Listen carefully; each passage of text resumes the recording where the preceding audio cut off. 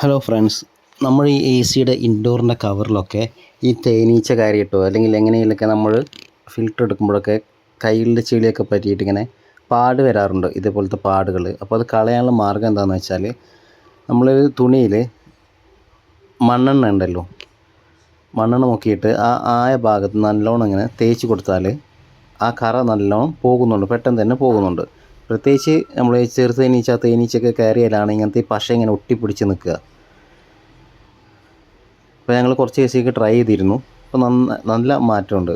അഥവാ നമ്മുടെ എ സിയത്തെ ആ പാടും അതേപോലുള്ള ബ്ലാക്ക് മാർക്കുകളും അതേപോലെ തേനീച്ചറ പശ ഉണ്ടല്ലോ, അതൊക്കെ ഒട്ടിയിട്ടുള്ള ആ ഒരു അടയാളം പെട്ടെന്ന് തന്നെ പോവുകയും ചെയ്തു. അതേപോലെ തന്നെ നമ്മൾ തേനീച്ചയുള്ള എ സി അഴിച്ചിട്ട് രണ്ടാമത് ഫിറ്റ് ചെയ്യുമ്പോൾ ഇതേപോലെ തന്നെ ഒരു തുണിയിൽ കുറച്ച് മണ്ണെണ്ണ മുക്കിയിട്ട് നന്നായിട്ട് പൈപ്പ് ചെയ്തതിന് ശേഷം ആ പൈപ്പിൻ്റെ ബാക്കിയുള്ള ഹോളിൻ്റെ ഭാഗം ഉണ്ടാവില്ല, അവിടെ വെച്ച് കൊടുക്കുക. എന്നാൽ പിന്നീട് നമുക്ക് ഈ തേനീച്ചയുടെ ശല്യം ഉണ്ടാവാനുള്ള ചാൻസ് കുറവാണ് ഉണ്ടാവാറ്.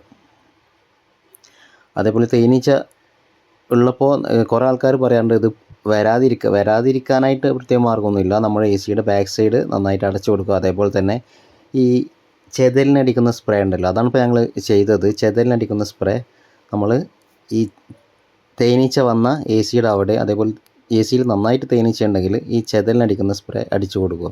അപ്പോൾ അത് പിന്നീട് വരുന്നതായിട്ട് പിന്നെ കണ്ടിട്ടില്ല. അല്ലാതെ വരാതിരിക്കാൻ വേറെ മരുന്നൊന്നും ഇതുവരെ കണ്ടുപിടിച്ചിട്ടില്ലെന്ന് തോന്നുന്നു. കുറേ ആൾക്കാർ സംശയം ചോദിക്കാറുണ്ട് വരാതിരിക്കാൻ എന്താ ചെയ്യാമെന്ന്. മെയിനായിട്ട് നമ്മൾ എ സി ഉപയോഗിക്കുക. കാരണം എ സി ഡ്രൈ ആയിരിക്കുമ്പോഴാണ് ഇത് അധികം കയറി വരുന്നത്. അല്ലെങ്കിൽ നമ്മൾ ഡ്രെയിനേജിൻ്റെ അവിടെ നെറ്റ്